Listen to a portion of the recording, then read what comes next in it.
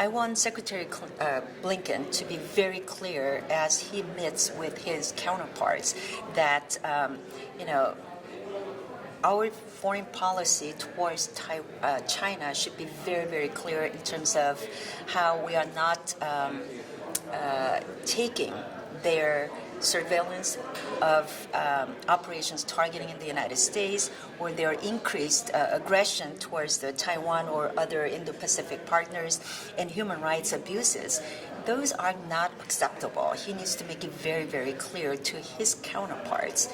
And those are some of the things that I wanted to ask at a scheduled Indo-Pacific subcommittee hearing today, which did not happen, and we had to delay it because my primary witness, Assistant Secretary Crittenbrink, he only let us know on Monday that he was not going to appear before our committee, and the reason he gave was that he needed to accompany Secretary Blinken to the trip to China. But that doesn't happen until Friday. So we asked the Assistant Secretary if he would send his deputy to come in his place, and it was again denied and declined.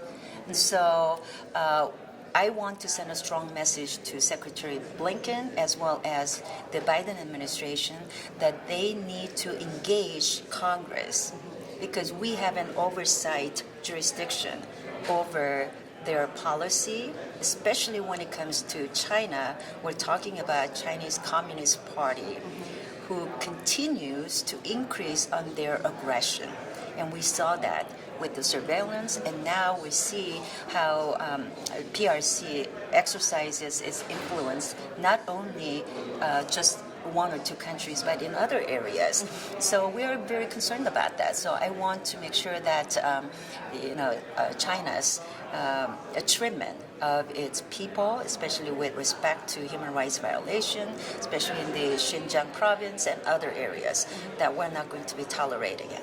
I think we're very supportive of Secretary Blinken and the Biden administration wanting to keep lines of dialogue open with China. Obviously, the relationship's not at a great place right now, but I think it's important for both sides to continue to talk and communicate. There's areas where we have to work together. Climate change, certainly global health security are two areas that are important to both of us, but certainly maybe there's some areas around trade and things like that we can work on. The Biden administration has mentioned that they would like to work with China on several issues like climate change or transnational crimes, but are you optimistic that China will be interested in cooperating with us? Well, I would hope so. I mean, we all share the same planet. Climate change is real.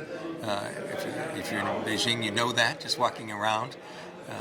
If you were in New York City a few weeks ago or a week ago, you'd see that we realize the real challenges that are there. Of course, we have to work on that together. And that's not going to happen without discussions first.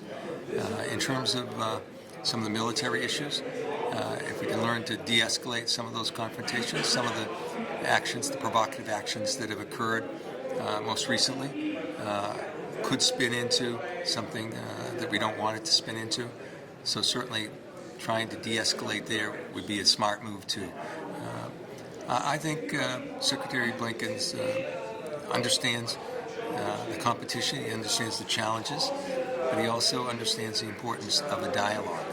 So I'm glad he's going, and I don't anticipate, frankly, any great message or achievement coming out of this, but you have to begin to have discussions. Without that, I don't think diplomacy will have an opportunity to work.